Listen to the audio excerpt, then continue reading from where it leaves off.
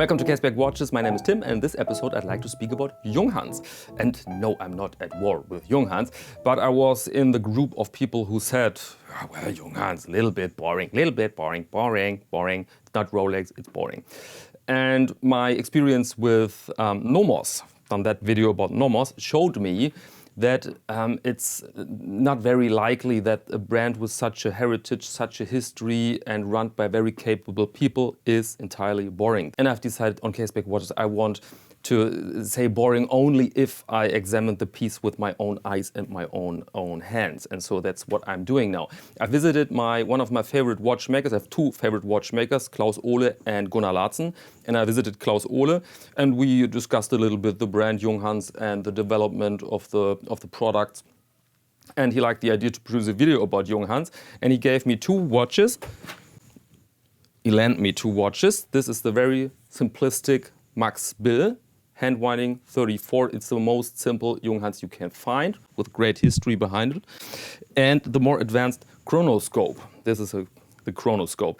And he lent me those watches, and I will not receive any money for this video, so this is free content and not sponsored content. Of course, he's happy when I say something nice about his watches, and there is certainly something nice in it, but you will hear my unfiltered opinion in the light box in a minute. But now let me give you a little bit context, a little bit history about Junghans. Junghans was founded 1861 by Erhard Junghans in the Black Forest, so very early in the history of watches. And first they've produced only movements for other companies, so to speak an ETA back in those times. And later on he produced then, really later on, 1900, he started to produce, or the company started to produce pocket watches, and more important, alarm clocks. And an alarm clock today is a vintage piece, but back then it was very advanced technology. And so this was a huge market for Junghans. And they grew. They grew substantially during this period, producing pocket watches and alarm clocks. And only in 1928 they produced then wristwatches as we know them today.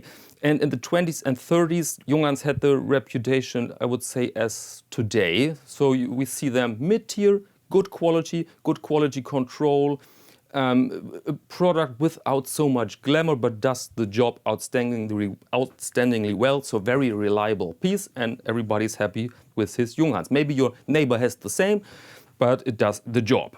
Then World War II, Junghans produced watches for the military. I mean, in those times, nearly every German company produced goods for the military and not for the civilian market. And they produced watches and detonators. Because if you are a watch manufacturer, then you have the machinery to produce watches, but also detonators. Those products are not equal, of course, but they are closer together than we think sometimes. Then, World War II over, 50s, they started to regain their reputation, their good reputation, as I said, mid-tier, good quality control, and very affordable, and not bang for buck exactly, but you could get something for your hard-earned money. And they carried on that way during the 50s and the 60s, then in collaboration with the famous Bauhaus designer Max Bill. We will speak about that a little bit later. But then I find an interesting year in the Junghans history, and this was 1984. 1984, or let's say in the early 80s, Junghans realized that, or the owners of Junghans realized that this company has a huge knowledge in watchmaking, but also in making detonators for the military market. But they realized it's not a good combination to run a watch company together with a company which produces deadly detonators. And so they split the company in Junghans, the watch manufacturer, and Junghans Microtech. And until today, Junghans Microtech, and many people don't know this, is the #1 manufacturer for detonators. And I think Junghans is not unhappy about that split. And this is a matter of debate, by the way, in Germany. We have a big debate every election what to do with the export of weaponry all over the globe. And every party is against it, and after the election, they carry on. They carry on with this. So, matter of debate. But back to the manufacturer of watches, Junghans. In 2008, they went bankrupt. Why is that? If they have good products, why bankrupt? The reason is was more the holding. Junghans was sold to a certain holding, and the holding then in was in trouble. The major company in that holding was in trouble, and of course this affects the other companies in the line. But they found an investor, and now Junghans is back in business, and I think doing well. At least the numbers are pretty good. So this is a little bit background about Junghans. Now let's go in the light box. Our first watch, and this is the Max Bill. My girlfriend saw this watch yesterday and she said, "Oh, this is very beautiful and I want that watch. Please, can I wear it a few days?" And I said, "Honey, no, it's a new watch. Unfortunately, we cannot wear it." But yeah, maybe I should buy her one, used market, because my girlfriend has the tendency to destroy watches with water. But okay, we'll see. First, this is a very simplistic watch, 34 millimeters in case diameter, but in the 60s this was the size for a dress watch for gentlemen, and so they've executed this with 34. Hand winding model, plexi crystal, so very puristic, very vintagey. And at first glance you can say very simple, legible watch. But what's very convincing here are the proportions. Look at the second hand, the length of the second hand and the minute hand. The proportions here are perfect. This is really a piece of design, but we have a little misconception. The design is based on ideas by Max Bill, the famous Bauhaus designer, but with his drawings and ideas it was executed then by Junghans. Please look at the 4. This is of course the famous rounded 4, which makes this font so characteristic. And to see everything here, I think you have to examine the watch very closely. So maybe I will cut in some images in this video. For example, there you have the Junghans design writing. We have the made in Germany. You have very fine lume dots, 2 on the position number 12, 1 on the other positions. And the dial itself, it's not white, it's some sort of grainy white.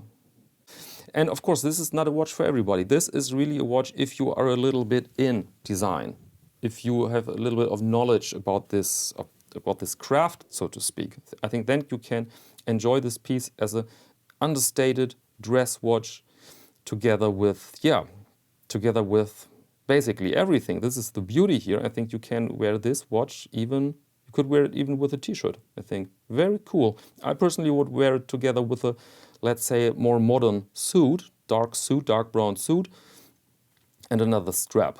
The strap, and my girlfriend said this is a color for older women, and maybe, I mean, if you have a complexion like me, then it's not perfect. Let me show you this.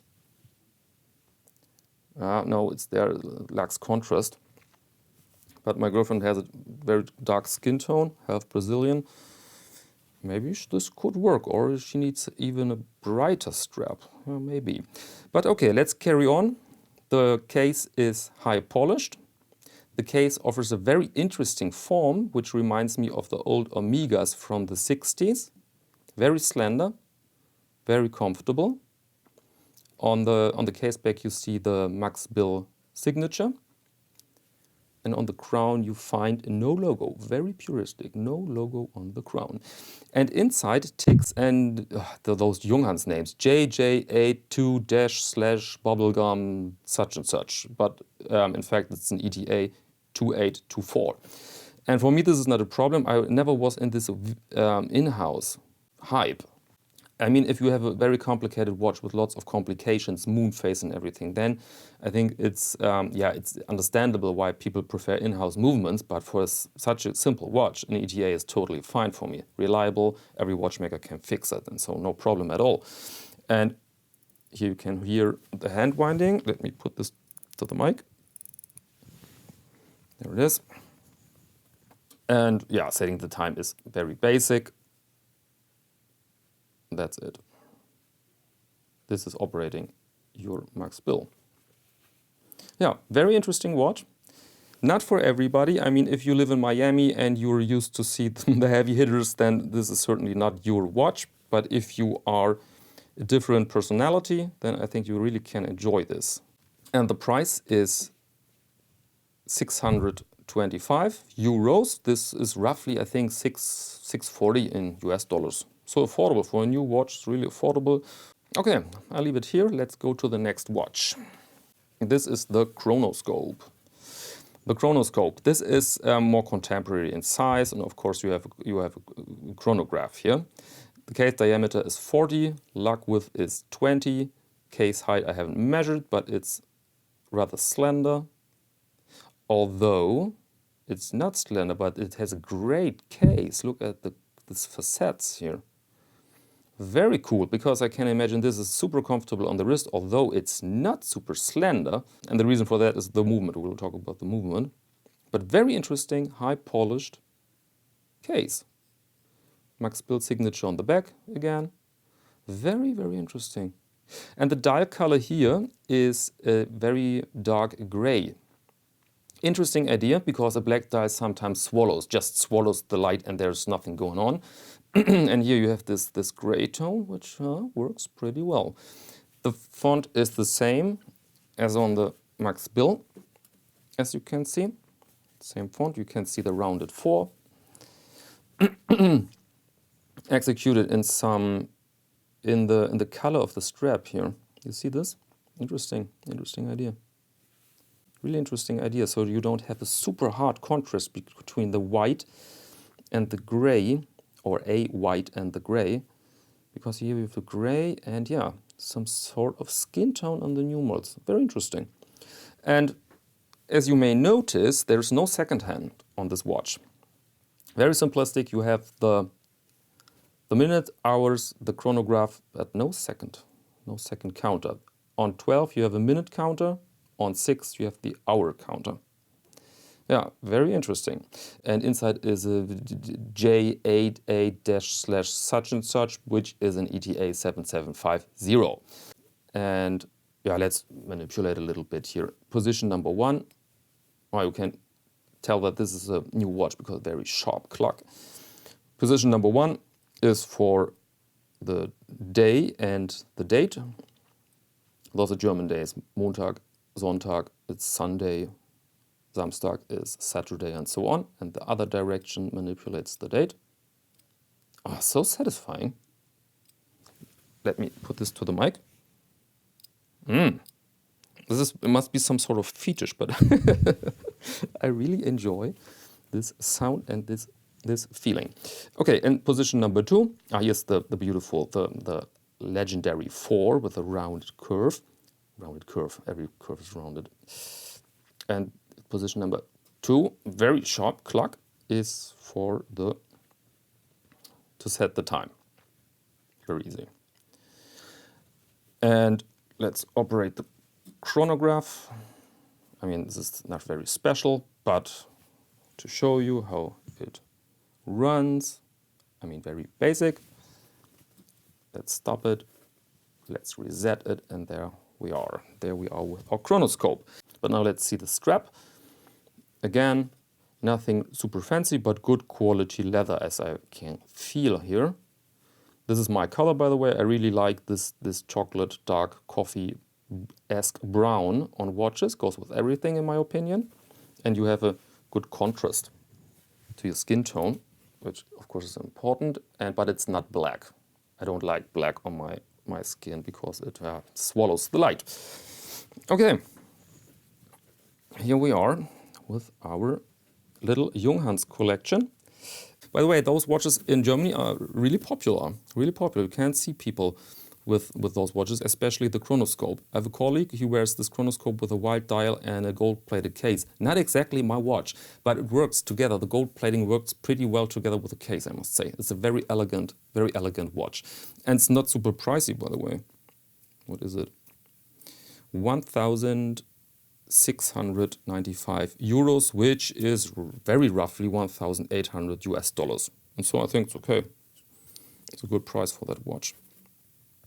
Yeah, here we are. Okay, that's all about Junghans. This video was scheduled for the next week. I had another video in mind for this week, but YouTube cancelled the monetization for that other video, excuse me, because of inappropriate content. Now, what?